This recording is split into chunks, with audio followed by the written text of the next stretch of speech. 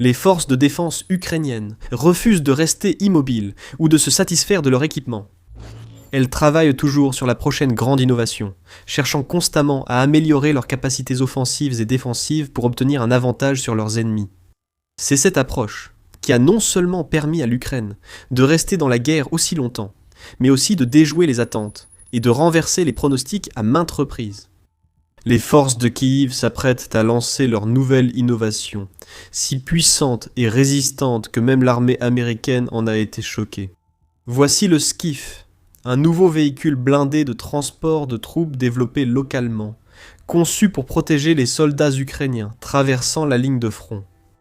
Comme tout autre VTT ou taxi de combat, la mission du Skif consistera principalement à transporter des troupes et du matériel vers et depuis les zones de combat. Bien qu'ils ressemblent aux véhicules de combat d'infanterie pour un observateur non averti, les VTT privilégient la mobilité plutôt que le combat direct. Ils servent aussi à transporter munitions, nourriture, matériel médical et autres fournitures, ou à évacuer des soldats blessés de zones dangereuses. Jusqu'à présent, l'Ukraine s'est principalement appuyée sur le VTT M113, fabriqué aux États-Unis pour accomplir ce type de mission, et ce n'est certainement pas une mauvaise option. Développé et produit par la FMC Corporation, le M113 est entré en service auprès de l'armée américaine en Europe, au début des années 1960, remplaçant le M59. Utilisé pour la première fois au combat en avril 1962 lors de la guerre du Vietnam, il est ensuite devenu le véhicule blindé le plus employé par l'armée américaine dans ce conflit. Grâce à son châssis robuste, il permet à des groupes de soldats de traverser les fourrés et la végétation dense de la jungle pour submerger les positions ennemies. Au fil des décennies, le M113 a été largement supplanté par la famille plus moderne, efficace et polyvalente des véhicules de combat blindés Bradley, avec des modèles comme le Bradley M2 et le M3 prenant le relais sur les lignes de front. Cependant, le M113 reste pertinent pour des missions de soutien, utilisé par l'armée américaine comme transporteur de mortiers, véhicule du génie, de commandement ou ambulance blindée. Les brigades lourdes de l'armée américaine emploient actuellement près de 6000 M113. Et la conception du M113 a donné naissance à une vaste gamme de variantes et d'adaptations qui continuent d'être utilisées par les forces armées américaines et d'autres armées à travers le monde. Avec environ 80 000 véhicules constituant la vaste famille des M113, déployés dans plus de 50 pays, l'Ukraine fait partie de ces pays. Bien qu'il soit difficile d'obtenir des chiffres exacts, les estimations suggèrent que Kiev a reçu au moins 1700 M113 au cours du conflit jusqu'à présent. Cela inclut au moins 900 unités directement fournies par les États-Unis et des centaines d'autres livrées par divers alliés, dont les Pays-Bas, le Portugal, l'Australie, l'Allemagne, l'Espagne, le Danemark, la Lituanie et la Belgique. Le M113 est ainsi l'un des blindés occidentaux les plus utilisés dans la guerre russo-ukrainienne et s'est révélé un ajout utile à la flotte ukrainienne. Ce n'est pas difficile à comprendre, car ce véhicule de transport de troupes possède de nombreuses astuces de conception ingénieuses et des caractéristiques clés qui le rendent bien adapté à ce type de guerre, malgré le fait qu'il ait été fabriqué il y a plus de 60 ans. Pour commencer, il est exceptionnellement mobile. Certaines variantes peuvent atteindre des vitesses de pointe d'environ 42 miles par heure, soit 67 km par heure, et la conception du véhicule de transport de troupes ne rencontre que peu de difficultés sur des terrains accidentés ou irréguliers. Grâce à ses chenilles, il gère boue, terrains accidentés et sol meuble bien mieux que tout véhicule à roues, ce qui facilite son usage hors route, dans les champs ou les zones boisées, sans risque d'enlisement. Il peut traverser l'eau, grâce à sa coque étanche et ses chenilles protégeant les composants essentiels lors du passage de rivières et ruisseaux. Cela signifie que si les forces ukrainiennes doivent de passer d'un côté d'un cours d'eau à l'autre, elles n'ont pas forcément besoin de longer les berges pour trouver un pont. Ils peuvent simplement traverser directement et potentiellement s'épargner des heures de trajet au passage. Parmi les autres avantages du M113 figurent sa fiabilité et sa facilité d'entretien. Les mécaniciens ukrainiens ont même salué le fait que le M113 utilise une chaîne cinématique proche de celle des véhicules agricoles John Deere. Comme il s'agit d'un véhicule blindé de transport de troupes aussi populaire et répandu, il n'est jamais trop difficile de se procurer des pièces détachées et d'effectuer les réparations essentielles pour maintenir ces véhicules en état de marche. De plus, comme tant de ces véhicules blindés de transport de troupes ont été fabriqués et fournis à de nombreux pays différents, beaucoup de ces nations ont été plus qu'heureuses d'envoyer des dizaines, voire des centaines d'unités à Kiev, offrant ainsi à l'armée ukrainienne un stock conséquent de transporteurs sur lesquels compter. Malgré ces avantages, le M113 montre une faiblesse majeure. il n'est pas assez robuste pour les champs de bataille ukrainiens actuels. En 2026, les principales menaces pour les véhicules ukrainiens ne sont plus les armes légères ou les grenades que le M113 gère, mais les drones FPV et l'artillerie. Au lancement, le M113 fut salué comme premier véhicule blindé de série au monde à coque en aluminium. C'était une caractéristique révolutionnaire, rendant ce véhicule blindé de transport de troupes bien plus léger que ses prédécesseurs et améliorant sa mobilité. Cela s'est malheureusement fait au détriment de la résistance. Et de nos jours, alors que la Russie peut lancer des véhicules aériens sans pilote kamikaze ou drones pour traquer et détruire facilement des véhicules blindés de transport de troupes légèrement blindées, les M113 et les nombreux soldats ukrainiens qui dépendent de ces véhicules pour se déplacer sont constamment en danger. L'Ukraine possède encore de nombreux M113 mais en a perdu des centaines à cause des frappes de drones et de l'artillerie au fil des ans. En effet, selon les données du groupe de renseignement open source Oryx, depuis le début de la guerre, plus de 500 M113 ukrainiens ont été visuellement confirmés comme perdus. Le chiffre réel est sans doute supérieur, car Oryx et d'autres groupes OSINT ne comptabilisent que les pertes confirmées par des preuves visuelles claires. Les forces ukrainiennes ont tenté de s'adapter. Par exemple, des images et vidéos montraient des M113 munis d'accessoires improvisés contre les drones. Certains ont été presque totalement recouverts de pointes hérissées, dépassant dans toutes les directions. Quand un drone ennemi approche, il heurte une ou plusieurs pointes au lieu de frapper la coque du véhicule blindé de transport de troupes, provoquant ainsi sa détonation prématurée ou sa désintégration avant de causer d'autres dégâts. Les pointes protègent aussi contre les drones bombardiers. Les munitions frappent la couche hérissée, explosent plus loin du véhicule et causent moins de dégâts. Mais ces couches de protection supplémentaires ont un coût. Elles sont longues à installer sur les blindés et peuvent compliquer l'entrée et la sortie des soldats. Elles alourdissent aussi les véhicules, les ralentissent et réduisent leur maniabilité, ce qui peut les rendre plus visibles et plus vulnérables, annulant leur pouvoir protecteur. Dans un monde idéal, les soldats ukrainiens n'auraient pas à perdre du temps à modifier leurs véhicules, une tâche chronophage qui les détourne d'autres priorités. Il vaudrait mieux que les forces de Kiev disposent d'un véhicule blindé de transport doté d'un blindage renforcé, capable de résister à plus de dégâts sans perdre la mobilité et la flexibilité du M113. Même si cela peut sembler irréaliste, ce n'est pas le cas, car c'est exactement ce que fournit le CIF. Il s'inspire du M113 en reprenant les bases solides de ce véhicule blindé de transport de troupes, utilisé avec succès depuis longtemps, tout en préservant sa vitesse, son efficacité et sa facilité d'utilisation, et en améliorant ses défenses à un tout autre niveau, pour l'adapter encore mieux au champ de bataille du XXIe siècle. C'est à bien des égards la prochaine évolution du M113 et un signe fort de l'industrie de défense ukrainienne, qui évolue rapidement et fait preuve d'une innovation croissante. Avant d'examiner les spécifications et capacités uniques du SCIF, abonnez-vous à The Military Show si vous voulez voir plus d'analyses de ce type. Nous analysons cela ainsi chaque semaine.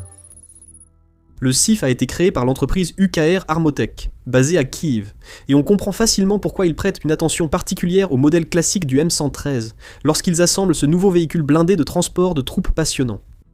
Si l'on regarde les spécifications techniques, par exemple, le SCIF pèserait jusqu'à 15 tonnes, ce qui est presque identique au M113 qui affiche 14 tonnes sur la balance. Le véhicule blindé de transport de troupes ukrainiens possède aussi un moteur diesel haute performance de 360 chevaux, lui permettant d'atteindre des vitesses comparables aux véhicules blindés de transport de troupes américains. Ce nouveau modèle a également été conçu pour égaler la maniabilité, la flexibilité et la capacité interne du M113, de sorte qu'il sera, à bien des égards, extrêmement familier pour les troupes ukrainiennes.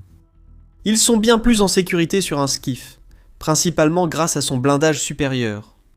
En termes réels, le SCIF offrirait apparemment 2 fois plus de protection que le M113. À l'avant, par exemple, il bénéficie de mesures de protection de niveau 4 selon la norme OTAN-STANAG 4569, ce qui lui permettrait de résister à des tirs de mitrailleuse de 14,5 mm ou à l'explosion d'un obus d'artillerie de 155 mm à proximité immédiate.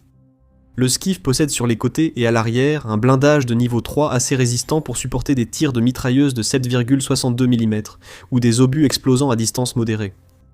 Sous la coque, le blindage du véhicule de transport de troupes est suffisamment solide pour résister à des explosions de mines. Pour être plus précis, il serait capable de supporter la détonation d'environ 6 kg d'explosifs soit directement sous la coque, soit sous les chenilles. Ainsi, Le SCIF aura de meilleures chances de traverser les zones de front difficiles et d'assurer la sécurité des troupes. En parlant des troupes, ce transport de troupes blindées ukrainiens dispose d'une capacité interne suffisante pour accueillir jusqu'à 8 personnes à la fois. Les passagers seront installés dans le compartiment arrière, avec une rampe à l'arrière qui se déplie pour permettre un accès facile à l'intérieur et à l'extérieur.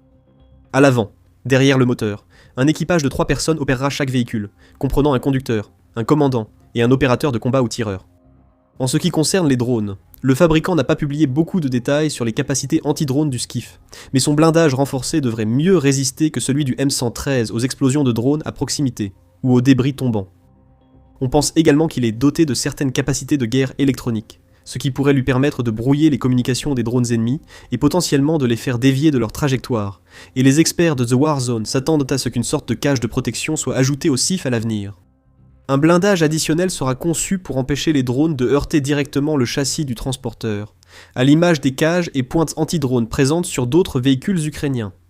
Le SCIF dispose de systèmes ukrainiens de communication, navigation, contrôle de tir et connaissance de la situation, ainsi que d'une rangée de lance-grenades fumigènes à l'avant de la coque. Cela permettrait aussi au transport de troupes blindées d'échapper aux drones ennemis ou de quitter les zones dangereuses en créant des nuages de fumée.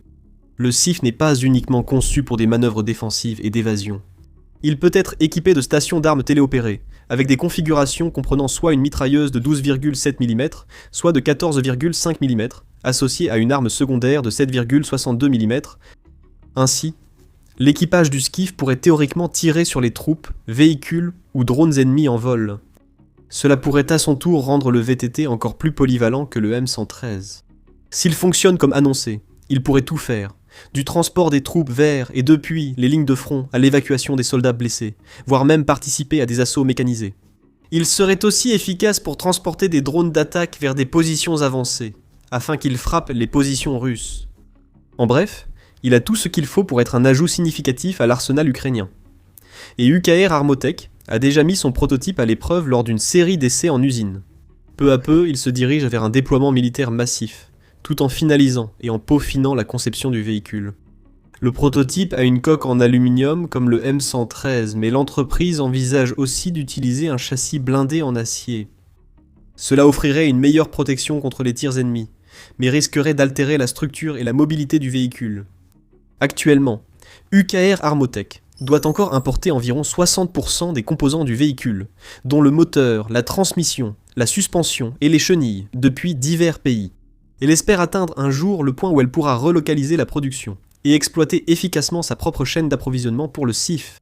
Ce serait une réussite majeure, car cela signifierait que l'Ukraine n'aurait plus autant besoin de compter sur l'envoi de nouveaux véhicules blindés de transport de troupes par les nations alliées, selon leur volonté et en quantité décidée par elles. Au lieu de cela, Kiev aurait le contrôle. Si elle a le budget, elle pourra produire autant de véhicules que nécessaire pour son armée, et fabriquer toutes les pièces et systèmes pour réparer et entretenir les véhicules blindés endommagés au combat. Et même si nous ne savons pas exactement combien coûtera un seul SCIF, il est probable que ce soit bien moins cher, par exemple, que les 2,5 millions de dollars que les États-Unis dépensent pour leur propre véhicule blindé de transport de troupes de nouvelle génération, le véhicule blindé polyvalent. L'Ukraine ne dispose pas du même budget militaire colossal que les États-Unis. Elle doit donc être prudente avec les fonds dont elle dispose, mais elle pourrait potentiellement investir dans une petite flotte de SCIF pour commencer, puis développer progressivement sa flotte à partir de là. Comme beaucoup d'autres entreprises de défense ukrainiennes, UKR Armotech communique directement avec les troupes pour guider ses choix de conception. Le PDG, Kennedy Kiri, a confirmé à Défense Express « Nous nous sommes d'abord appuyés sur notre contact avec l'armée, la compréhension de leurs besoins, et notre expérience des véhicules à roues sur le champ de bataille. Les opérations de combat actives en Ukraine ont démontré la nécessité d'un nombre important de véhicules blindés pour assurer et maintenir la mobilité des unités et des formations des forces armées et des forces de défense. Le PDG a poursuivi en notant que les forces de défense ukrainiennes étaient désireuses de voir arriver des véhicules chenillés supplémentaires pour les aider à mener des opérations et à maintenir leur mobilité dans des zones au terrain difficile. Lorsqu'il s'agit de maintenir la mobilité sur un terrain difficile, dans la boue ou lors du dégel, les véhicules blindés chenillés présentent des avantages significatifs par rapport aux véhicules à roues. La chenille est également plus résistante aux menaces telles que les mines, les éclats d'artillerie et les tirs d'armes légères. Il est tellement important de voir des entreprises comme celle-ci travailler aussi étroitement avec l'armée ukrainienne, en prenant en compte les commentaires et les préoccupations des soldats, et en concevant essentiellement des véhicules et des systèmes pour répondre exactement à leurs besoins. Grâce à cela, des innovations comme le CIF sont rapidement déployées et apportent une vraie valeur sur le champ de bataille, où le temps est crucial dans une guerre aussi dynamique. Les soldats ukrainiens ne peuvent pas se permettre d'attendre que les entreprises passent par de nombreux prototypes et des essais longs et chronophages. Ils ont besoin rapidement de nouvelles armes, véhicules et équipements, et des entreprises comme UKR Armotech répondent à cet appel. Malgré l'engouement pour le CIF, il faut garder des attentes réalistes sur son rôle actuel dans la guerre. Il n'y a aucune chance que l'Ukraine abandonne soudainement les centaines de M113 qu'elle a encore à sa disposition et passe entièrement à une force composée uniquement de Skif par exemple. Ce serait un grand gaspillage, car malgré ses problèmes de blindage, le M113 reste un véhicule de transport de troupes utile et pertinent dans cette guerre. En conséquence, les troupes de Kiev continueront très probablement à utiliser le M113 pour diverses tâches, comme le transport de troupes, les évacuations médicales, etc., tout en introduisant progressivement les S-SIF au fil du temps, puis en utilisant chaque véhicule de transport de troupes selon ses propres caractéristiques et avantages. Le blindage supplémentaire du CIF devrait le rendre plus utile et viable pour l'Ukraine lors du déploiement de troupes ou du lancement de drones depuis les positions les plus dangereuses du front. Bien qu'une transition complète puisse prendre des années, l'Ukraine a désormais une voie claire. Si elle parvient à réunir les fonds et les ressources nécessaires, elle pourrait finir par faire de ce véhicule blindé de transport de troupes une partie intégrante de ses futures forces terrestres, tout en générant potentiellement beaucoup d'argent en le proposant à l'exportation vers d'autres pays. En tout cas, le CIF est un excellent ajout à l'arsenal. Et un autre exemple éclatant de l'industrie de défense ukrainienne, de plus en plus innovante, qui continue de créer des armes, des munitions et des véhicules capables de changer le cours de cette guerre et de semer la peur et le doute dans le cœur des commandants russes. Vous pouvez en apprendre encore plus sur les innovations militaires les plus passionnantes de l'Ukraine dans cette vidéo, qui montre comment Kiev commence à déployer des robots façon Terminator sur les lignes de front. Sinon, regardez cette vidéo pour voir comment la Russie commence réellement à se désagréger, avec même le président Poutine lui-même, obligé d'admettre que l'économie du pays est en crise. N'oubliez pas de vous abonner à la chaîne pour plus d'analyses approfondies et de décryptage militaire comme celui-ci. Et merci comme toujours de regarder.